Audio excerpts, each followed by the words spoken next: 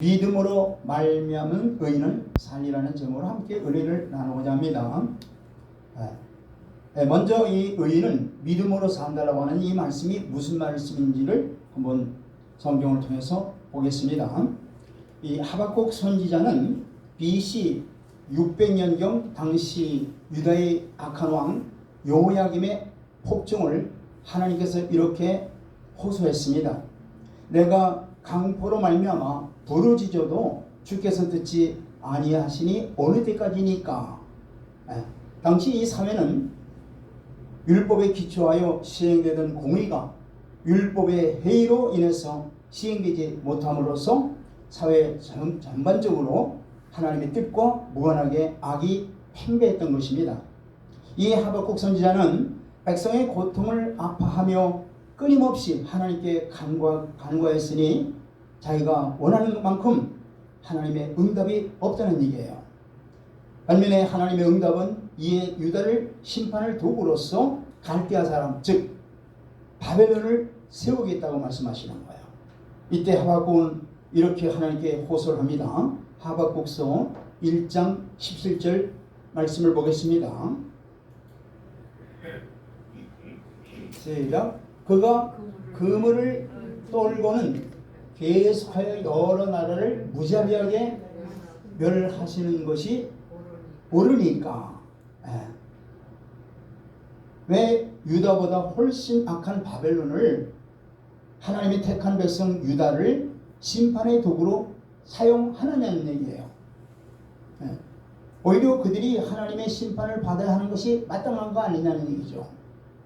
왜 악이 공의로운 하나님에 의해서 쓸어버림을 당하지 않고 오히려 번영하느냐는 얘기예요. 하나님의 응답은 부패하고 배도한 유다를 더 악한 바벨론을 사용하여 징책하시겠다는 얘기입니다. 이것은 하박국에게 더 풀기 어려운 신앙의 문제가 된 것입니다. 그러나 하박국에 제기한 물음이 이제 하나님의 답변에 의해서 그 문제가 풀리는 것을 볼 수 있습니다. 하박국서 2장 2절로 3절 보겠습니다. 시작. 여호와께서 내게 대답하여 이르시되 너는 이 묵시를 기록하여 판에 명백히 새기되 달려가면서도 읽을 수 있게 하라. 이제 하나님이 미래에 이루어질 일을 이제 말씀 주실 테니까 그 말씀을 판에다가 멀리서도 바라볼 수 있고 달려가면서도 바라볼 수 있도록 기록을 하라는 얘기예요. 자, 3절 시작. 이 묵시는 정한 때가 있나니 그 종말이 속히 이르겠고 결코 거짓되지 아니하리라. 비록 더딜지라도 기다리라. 지체되지 않고 반드시 응하리라. 아멘. 하나님의 묵시 곧 바벨론에 대한 심판 예언이 반드시 이루어진다는 말씀이죠. 온 우주를 다스리시는 하나님께서는요, 모든 일을 아무 계획조차 없이 즉흥적으로 행하시는 분이 절대 아니십니다. 그분은 철저하게 계획적으로 행하시는 분입니다. 사실 우리 인간의 눈으로 볼 때는 세상에 많은 일들이 갑자기 일어나는 것 같이 우연히 일어나는 것처럼 보이죠. 그러나 그 모든 일은 하나님의 계획 가운데 일어나고 있다는 것을 우리가 알아야 돼요. 그래서 세상 역사를 히스토리라고 그러죠. 그의 이야기라고 그러는 거예요. 하나님께서는 구약시대의 선지자를 통해서 가까운 장래에 일어날 일에서부터 먼 미래에 일어날 일까지 다 여러 가지 사실들을 다 보여주시고 기록하라고 말씀하고 계시죠. 하나님께서는 정해진 계획과 섭리를 따라서 일하시는 분이십니다. 그래서 하나님은 내가 알파요 오메가라, 처음이요 나중이라 말씀하시는 겁니다. 4절 보겠습니다. 시작. 보라, 그의 마음은 교만하며 그 속에서 정직하지 못하나 의인은 그의 믿음으로 말미암아 살리라. 아멘. 이 사도 바울은 이 말씀을 오직 의인은 믿음으로 말미암아 살리라고 그의 선지서인 로마서라든가 갈라디아서, 히브리서에서 이 말씀을 바로 인용하고 있죠. 예. 약간 차이를 보이지만은 이 본절에 말씀하시는 의도는 뭐냐면 어떤 형편과 상황 속에서도 의인은 하나님의 주시는 말씀대로 믿고 살라는 뜻입니다. 불의한 자들은 교만하여 하나님의 말씀을 듣지 아니하고 하나님께 대해서는 신실하지도 정직하지도 않지만 의인은 하나님의 말씀을 그대로 믿는 믿음으로 삶을 살아가라는 얘기입니다. 바벨론에 대한 심판 예언이 BC 610년에 하박국을 통해서 주셨어요. 그 후 약 70년이 지났을 때 바사 왕국의 건립자인 고레스에 의해서 BC 539년에 바벨론이 멸명됨으로 역사적으로 이 예언이 성취되었던 겁니다. 창조주 하나님을 믿는 의인의 삶의 특징은 하나님의 말씀을 그대로 이루어질 걸 믿고 살아가는 것이 바로 의인들의 특징입니다. 하나님의 말씀하시는 의인이라고 칭할 때 그 행위가 의롭거나 완전한 자를 두고 말하는 게 아닙니다. 하나님과 그의 말씀을 믿고 살아가는 자가 하나님이 인정하시는 의인이라는 얘기예요. 하나님께서 아브라함을 의인으로 칭하실 때 그 행위가 완전히 의로워서 그렇게 부르는 게 아니에요. 하나님을 믿는 믿음의 근거에서 순종하는 삶을 산 아브라함을 의롭다 하나님이 칭하셨습니다. 로마서 4장 20절로 22절 말씀 보겠습니다.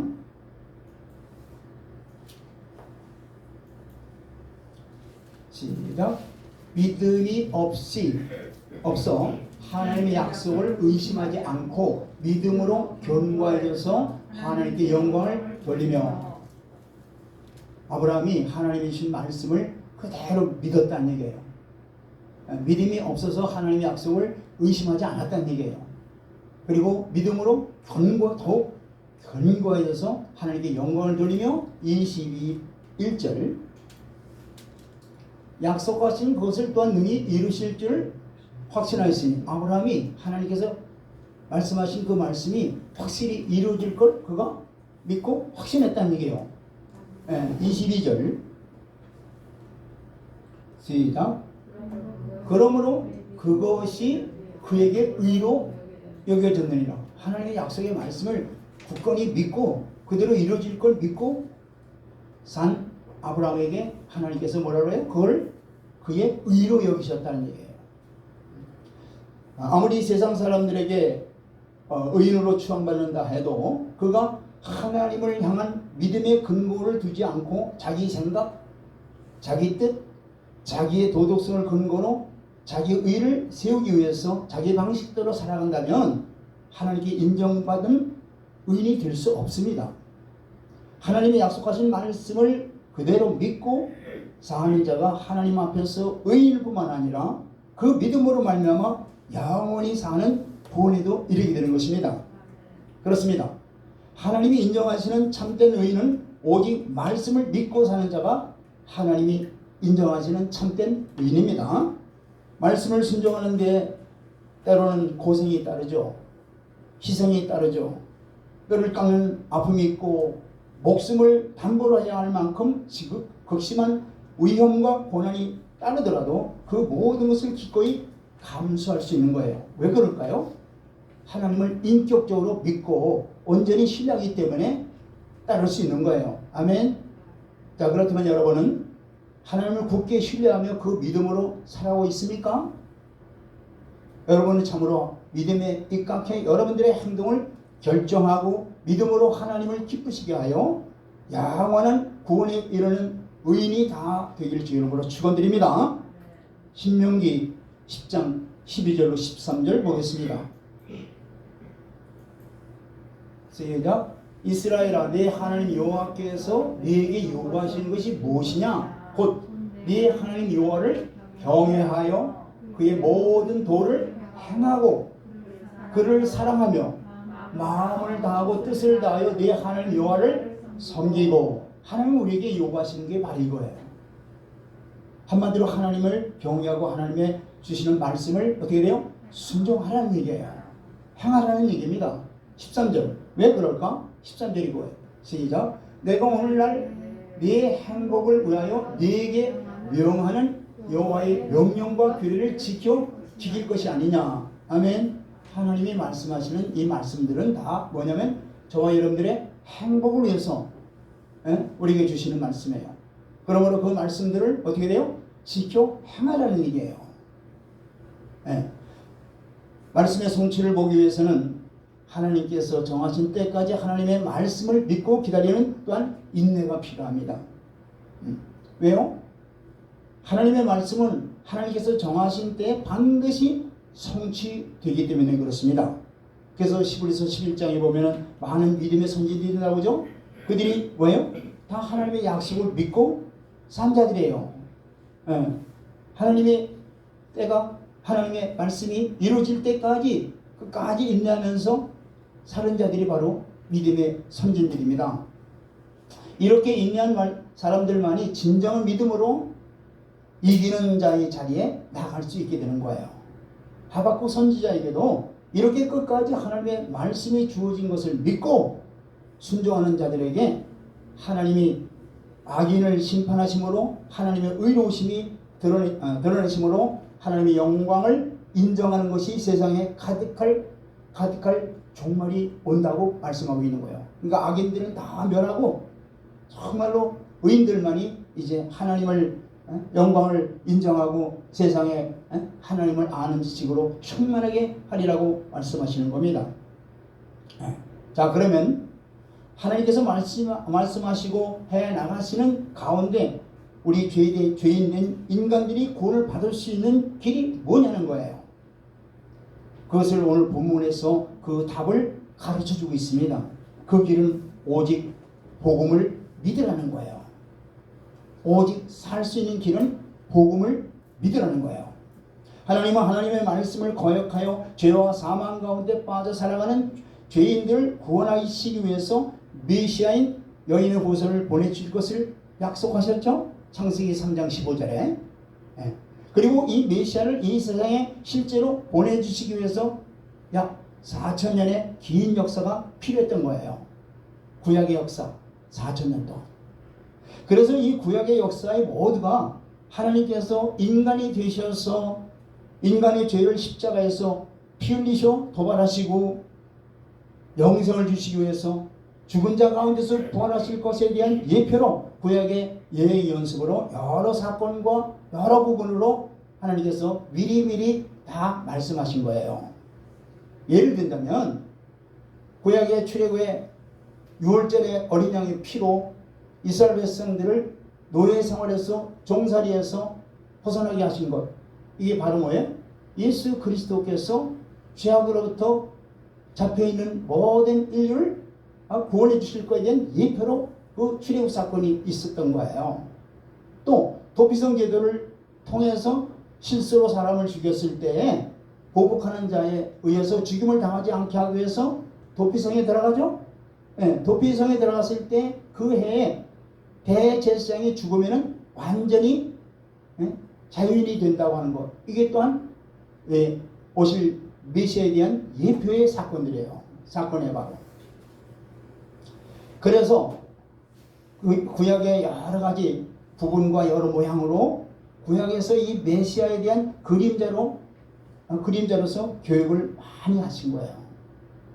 메시아에 대한 예행 연습을 실제로 구약의 이스라엘 역사를 통해서 이루셨다는 얘기예요. 그래서 예수님께서 친히 이렇게 말씀하시는 거예요. 누가복음 24장 44절 보겠습니다. 시작. 또 이르시되 내가 너희와 함께 있을 때에 너희에게 말한 바 곧 모세의 율법과 선지자들의 글과 시편에 나를 가리켜 기록된 모든 것이 이루어져야 하리라 한 말을 이것이라 하시고, 그러니까 예수님이 친히 말씀하시기를 한마디로 구약의 전체가 뭐예요? 바로 예수님을 바로 예표해서 사건과 여러 부분으로 일이 이루어졌다는 얘기예요. 자, 메시아를 보내주시겠다는 약속하신 그 메시아가 바로 하나님이 인간의 몸을 입고 이 세상에 2000년 전에 오신 예수 그리스도를 말씀하시는 거예요. 자, 요한복음 1장 14절 볼까요? 요한복음 1장 14절 시작. 말씀이 육신이 되어 우리 가운데 거하심에 우리가 그의 영광을 보니 아버지의 독생자의 영광이요 은혜와 진리가 충만하더라. 말씀이 육신이 되어서 하나님이 인간의 몸을 입고 오신 분이 바로 예수 그리스도라는 얘기예요.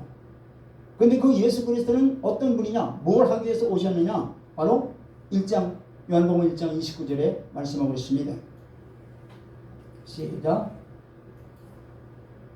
이튿날 요한이 예수께서 자기에게 나오심을 보고 이르되 보라 세상 죄를 지고 가는 하나님의 어린 양이로다. 예수님이 이 땅에 왜 오셨어요? 세상 죄를 지고 십자가에서 죽으시기 위해서 오셨다는 얘기예요. 바로. 아멘. 자, 그 사실을 실제로 고린도후서 5장 21절에 이렇게 증거하고 있습니다. 예수님이 우리의 모든 죄를 위해서 십자가에서 죽으신 것을 이렇게 말씀하고 있는 거예요. 시작. 하나님이 죄를 알지도 못하신 이를 우리를 대신하여 죄로 삼으신 것은 우리로 하여금 그 안에서 하나님의 의가 되게 하려 하심이니라. 예. 죄를 알지도 못하신 이가 누구예요? 예수 그리스도죠. 그 예수 그리스도께 우리를 대신해서 우리가 죄를 지은 거 아니잖아요. 그 죄를 대신 뭐예요? 예수님이 십자가에서 지셨다는 얘기예요. 그래서 죄를 바로 예수님께 삼으신 것은 바로 우리로 하여금 그 안에서 예수님 안에서 하나님의 의를 얻게 하려 한다고 말씀하시는 거예요. 자, 이 예수님이 이 땅에 오셔서 우리 죄를 도발하시기 위해서 예루살렘 성 밖에 갈보리 십자가를 지시고 피 흘려 주시고 죽은 지 3일 만에 죽은 자 가운데서 다시 살아나신 줄 믿으십니까? 아멘. 예. 오직 이 진리를, 이 말씀을, 이 복음을 믿어야 죄인된 인간이 구원을 받는다고 성경은 밝히 말씀하고 있는 겁니다. 그런데 십자가에서 나의 죄를 위해서 예수 그리스도가 피 흘려 죽으셨다는 이 복음을 어떻게 믿느냐는 얘기예요. 2000년 전에 우리가 가보지도 않고 그냥 기록된 것만 알고 있는데 어떻게 이걸 믿느냐? 여러분들, 이걸 믿게 하시는 분이 바로 성령 하나님이 믿게 하시는 거예요. 믿습니까? 네, 성령 하나님이 저와 여러분들에게, 예수님이 저와 여러분들의 온 인류의 죄를 십자가에서 걸머지시고 죽으셨다는 것을 성령께서 그걸 가르쳐 주신다는 말이에요. 자, 고린도전서 12장 3절 보세요. 고린도전서 12장 3절 시작. 그러므로 내가 너희에게 알리노니 하나님의 영으로 말하는 자는 누구든지 예수를 저주할 자라 하지 아니하고 또 성령으로 아니하고는 누구든지 예수를 주시라 할 수 없느니라. 아멘. 성령께서 바로 우리의 모든 죄와 허물을 십자가에서 예수님이 지셨다는 걸 가르쳐주고 고백하게 하신다 이 말이에요. 아멘. 그러니까 내가 죄인 된 것을 깨닫게 하고 예수님이 십자가에서 바로 나의 죄를 위해서 죽으셨다는 것을 깨닫게 하시고 이 십자가에서 나의 죄를 지시고 죽으신 분이 바로 예수 그리스도라고 고백하게 하시는 거다 이 말이에요. 나의 주인이라고 하는 것을 고백하게 하신다는 얘기예요. 그래서 에베소 2장 8절에 보면은 바로 이 믿음이 하나님으로부터 온 선물이라고 말씀하시는 거예요. 이것을 바로 우리가 보통 말하는 예수 믿고 구원을 받았다 이렇게 말하는 거예요. 너 구원 받았느냐? 또 예수 믿고 구원 받아라 할 때 바로 이 구원이 바로 이걸 말씀하는 거예요. 너 구원 받아라.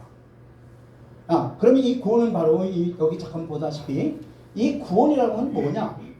하나님은 모든 사람이 다 구원받기를 원하는 거예요. 근데 이 구원이 뭐냐 이 말이에요. 구원이 바로 이거예요. 첫째는 사단으로부터 우리가 자유함을 얻는 거예요. 사단으로부터.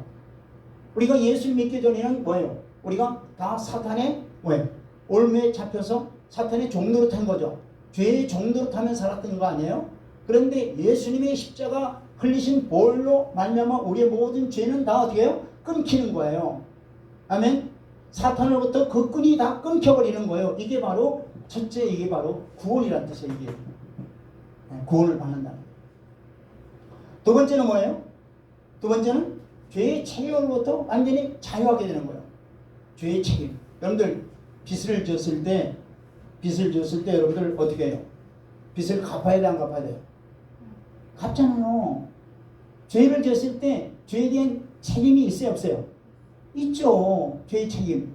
근데 그 죄의 책임을 바로 우리가 죄의 책임을 갚아야 될 거 아니에요. 죄의 죄의 책무를 우리가 받아야 된단 말이에요. 우리가. 그런데 하나님은 우리에게 그걸 돌리지 않고 누구에게 돌렸다는 거예요? 그렇죠. 하나님의 아들 예수 그리스도께 그 죄의 책망을 돌렸다는 얘기예요. 그러니까 우리는 그 짐으로부터 완전히 자유를 얻게 되는 거죠. 아멘. 그래서 죄의 삭성 사망이라고 말씀하고 있죠. 죄를 지으면 죽어야 되는 거예요. 근데 우리가 죽어야 될 것을 예수님이 대신 십자가에서 죽으셨다는 얘기예요. 아멘. 아담의 후손은 누구든지 막론하고 다 죄의 책임으로부터 자유할 수 없어요. 아담의 후손들은. 그런데 하나님은 우리의 죄에 대한 책임을 우리에게 돌리지 아니하시고 죄를 알지 못하신 자 곧 예수 그리스도께 돌리셨다는 얘기예요. 그리하여 예수 안에 있는 우리는 결코 정죄함이 없다고 선포하시는 거예요. 예수 안에 있는 자는 결코 정죄함이 없어요. 여러분 예수 안에 있다는 게 뭐예요? 예수 안에 있다는 거. 이거는 바로 예수님이 십자가에 나의 옛사람, 옛사람이 예수님과 함께 십자가에 못 박히는 거예요.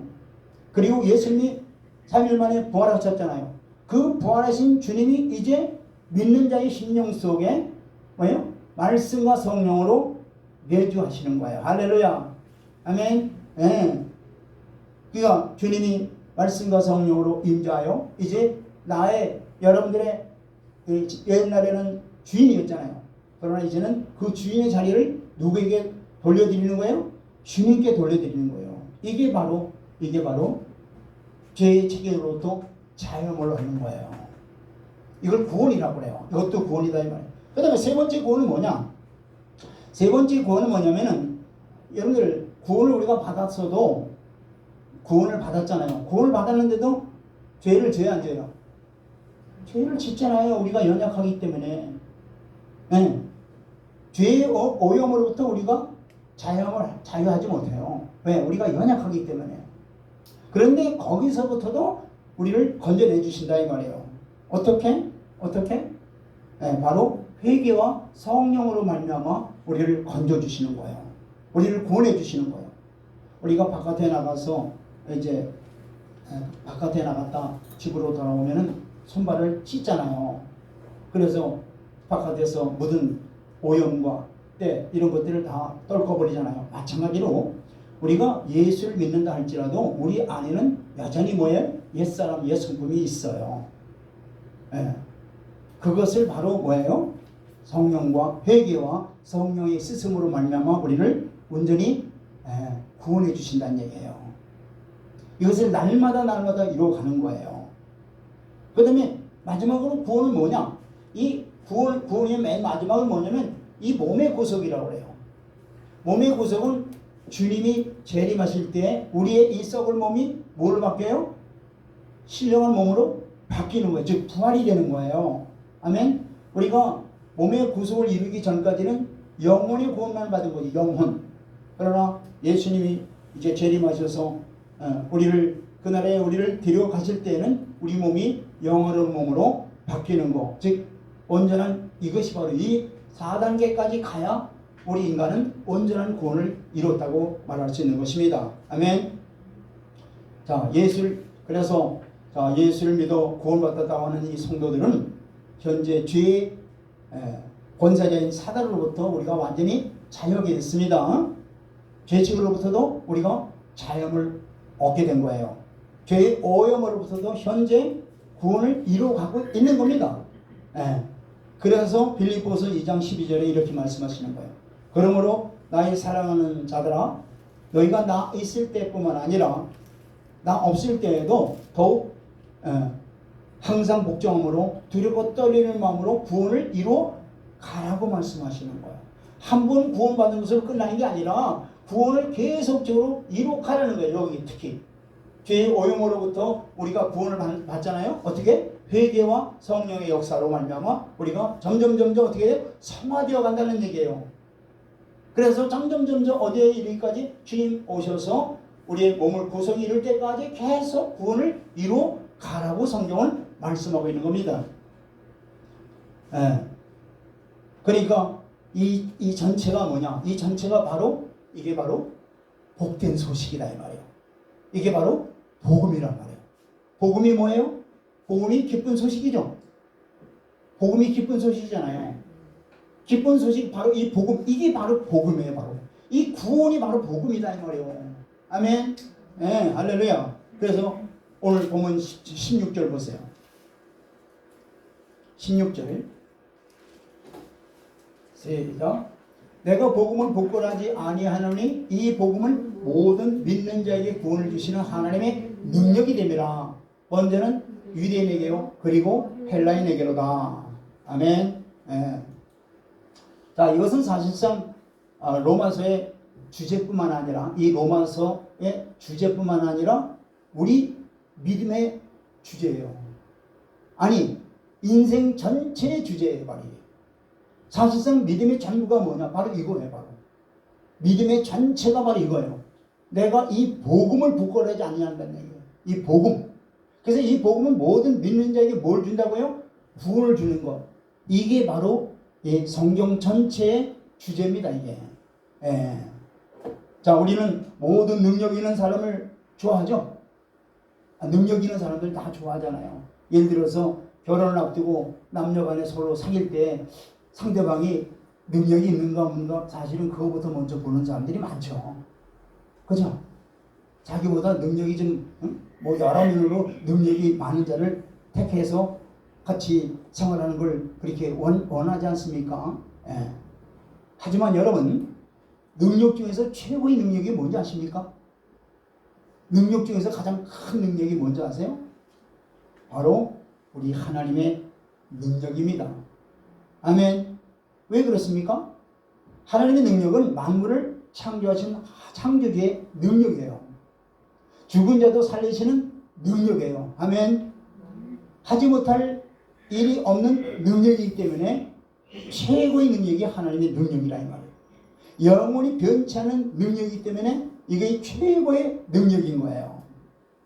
성경은 방백들을 의지하지 말며 도울 힘이 없는 인생도 의지하지 말고 오직 야곱의 하나님으로 자기 하나님을 삼는 자는 복이 있도다 이렇게 말씀하고 있는 거예요. 이런 사람이 복되다는 얘기예요. 왜 그렇습니까? 우리 하나님의 능력은 소멸되지 않기 때문에 그런 거예요. 그래서 다윗은 이렇게 고백합니다. 시편 27편 1절 보세요. 자, 다윗이 이것을 깨달은 거예요. 자, 27편 1절 시작. 여호와여, 여호와는 나의 빛이요 나의 구원이시니 내가 누구를 두려워하리요? 여호와는 내 생명의 능력이시니 내가 누구를 무서워하리요? 할렐루야. 예. 이렇게 일생 하나님의 힘을 힘입고 당당하게 사는 것이 얼마나 큰 복인지 아십니까? 일평생 이렇게 능력의 하나님을 우리가 아버지로 모시고 산다는 게 이게 큰 복이다 이 말이에요. 그런데 많은 사람들이 이런 하나님 능력을 어디서부터 오는지 이걸 모르는 거예요. 하나님의 능력이 분명히 있는데 능력의 하나님, 전지전능하신 하나님 이렇게 부르기도 하고 그런데 분명히 아는데 그게 어디서 오느냐 이게 그것이. 오늘 본문은 바로 그걸 말씀하는 거예요. 복음이 곧 하나님의 능력이라는 거예요. 뭐가 능력이라고요? 복음이 분명히 말씀하고 있잖아요. 즉 복음으로부터 하나님의 능력이 나온다는 거예요. 복음으로부터. 그렇습니다. 복음 안에, 예수 안에 바로 모든 능력이 다 담겨져 있는 거예요. 여러분, 지금 무엇으로부터 구원받기를 원합니까? 죄로부터? 생활고로부터? 아픔으로부터? 지금 살아가려면 여러분에게 뭐가 필요합니까? 복음 안에 모든 인생의 답이 다 담겨져 있어요. 복음 안에 여러분들의 인생의 모든 문제의 답이 복음 안에 다 들어있습니다. 예수 그리스도 안에 인생을 살아가는 데 필요한 모든 것이 다 마련되어 있다는 얘기예요. 여러분, 바로 이것 때문에 복음이 위대한 것이요 복음의 능력이 여기 있는 겁니다. 아멘. 이것 때문에 사도 바울은 모든 자에게 빚진 자라고 하면서 이 복음을 전해주기 위해서 온갖 힘을 다 쓴 거예요. 바로. 그런데 여러분 손에 하나님의 능력을 들고 있으면서 인생의 문제에 왜 낙심하고 실망합니까? 여러분의 모든 인간적인 노력을 다 중지하시고 참 하나님의 능력인 복음을 더욱 깊이 믿고 의뢰하시기 바랍니다. 그러면 모든 인생의 모든 문제가 다 풀리리라 믿습니다. 그래서 고린도전서 1장 18절에 이렇게 말씀하시는 거예요. 고린도전서 1장 18절. 자, 시작. 십자가의 도가 멸망하는 자에게는 미련한 것이요 구원을 받는 우리에게는 하나님의 능력이라. 아멘. 구원을 받는 우리에게는 하나님의 능력이다 이 말이에요. 16절에 또한 모든 믿는 자에게 구원을 주시는 하나님의 능력이라고 했죠. 모든 믿는 자에게 구원을 주시는 하나님의 능력이라고 했어요. 어느 누구라도 구원할 수 있는 그런 구원의 능력이 무한하신 분이다 이 말. 하나님은 모든 자를 다 구원할 수 있는 능력을 다 갖고 계시는 거예요. 그러나 전능하시고 무소부재하신 하나님께서 구원하실 수 있는 대상은 한정되어 있다는 얘기예요. 어떤 자를 구원해 주세요? 믿는 자만 구원해 주신단 말이에요. 하나님은 못할 일이 없으신데 다 하실 수 있는데 딱 뭐만 구원해 준다고요? 누구만 구원해 준다고요? 믿는 자만 구원해 주신다니까요. 왜 그렇습니까? 불신자에게는 능력이, 복음의 능력이 나타나지 않아요. 불신자에게는.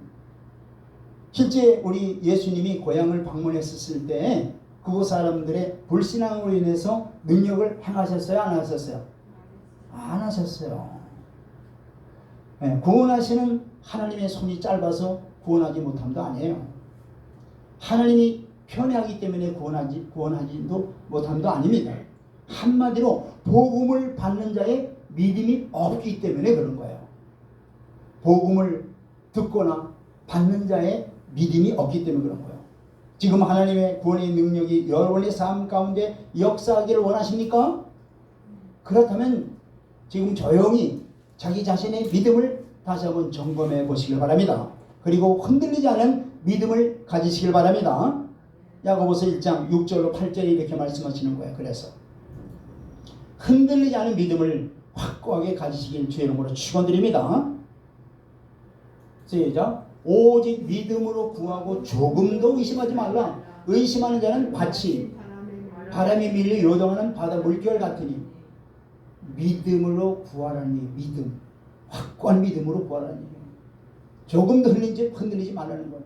만약에 물결이 바람에 의해서 막 흔들리잖아요. 그러면 거기 어떤 표적이 있다면 그것이 어떤 표적이 정확히 있을 수 있어요? 고정할 수 있어요? 없어요?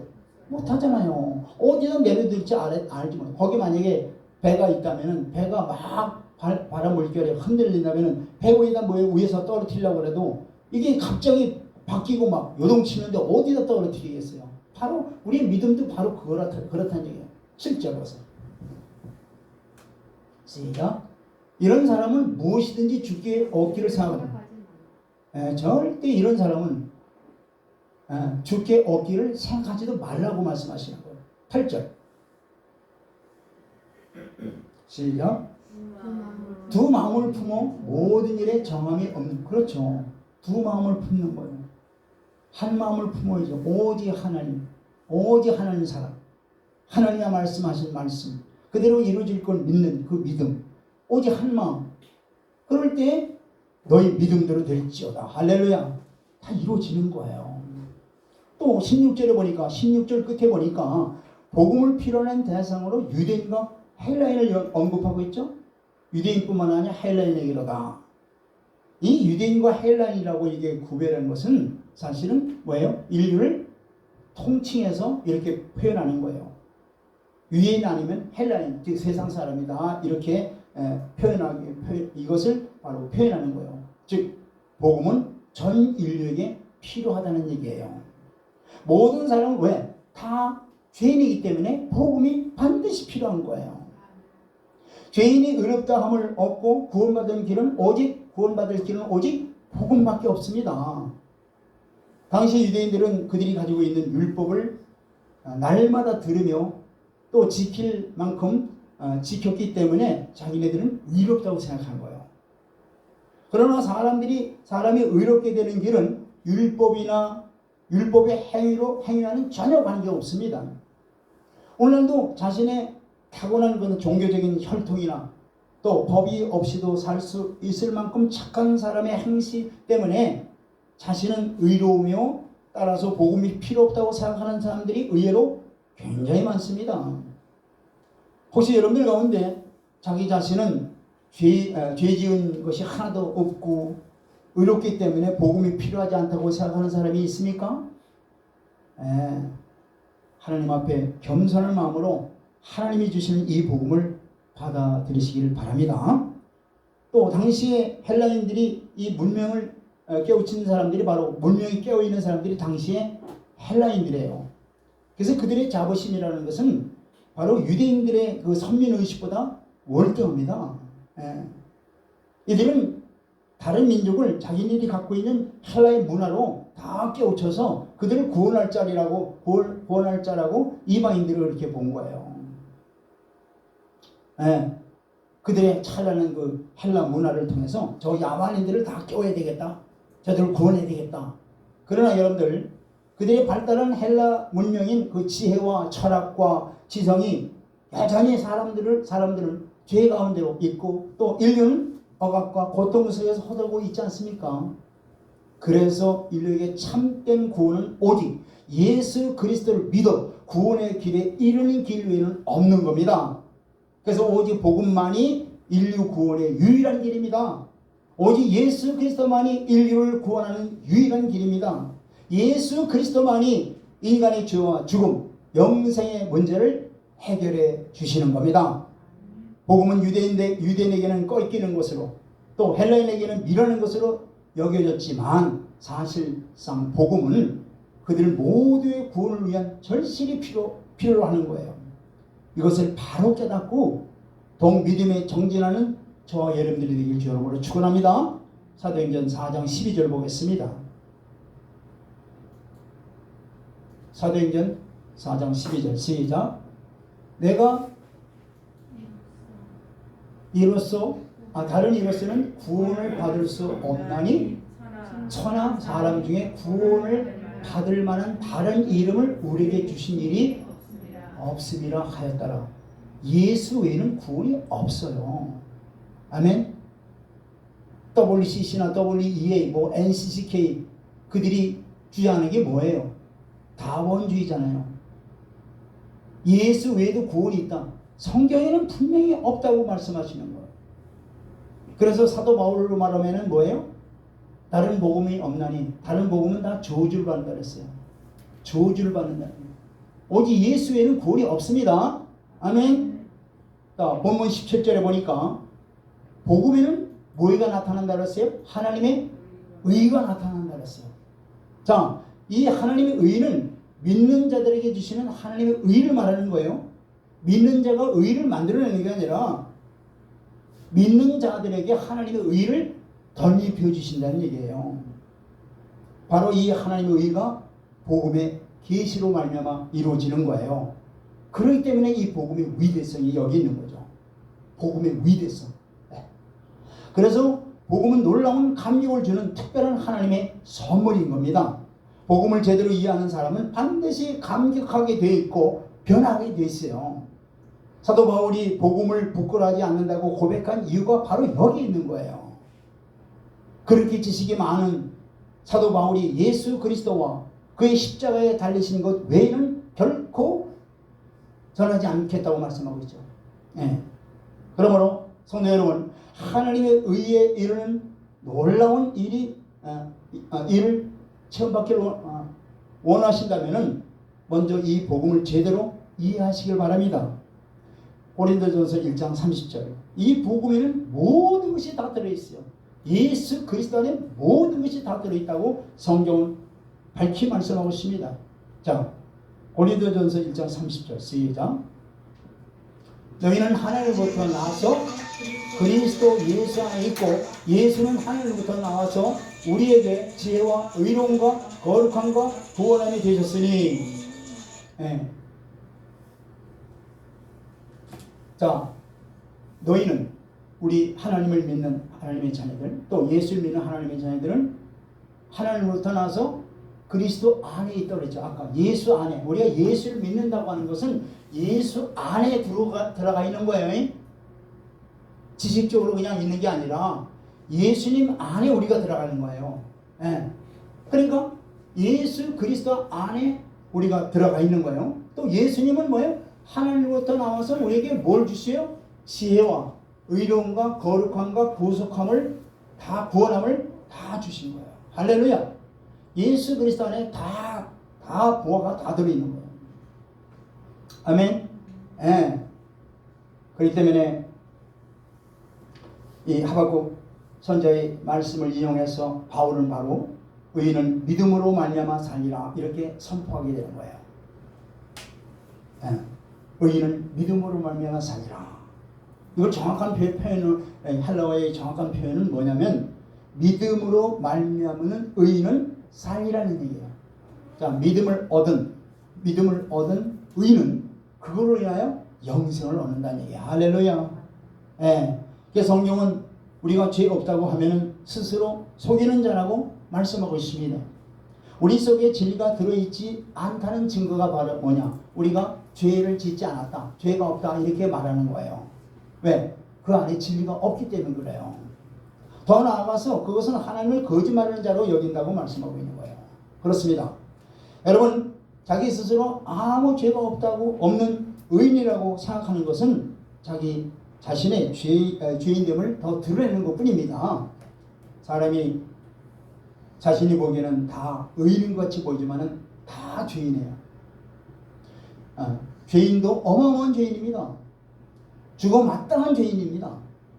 그래서 모든 인간은 하나님의 아들 예수 그리스도를 구주로 믿는 믿음을 가져야 되며 또한 이로 인해서 구원을 받게 된다고 성경은 밝히 말씀하고 있는 거예요.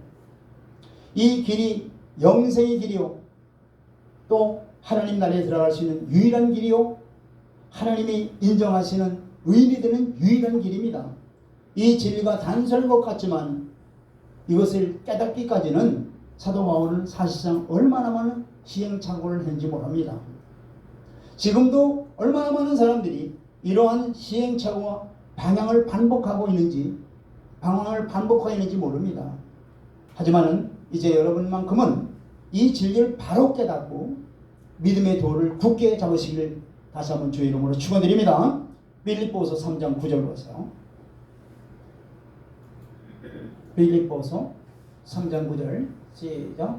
그 안에는 발견되려 함이니 내가 가진 의는 율법에서 나는 것이 아니요 오직 그리스도를 믿음으로 말미암은 것이니 곧 믿음으로 하나님께로부터 난 의인이라. 아멘.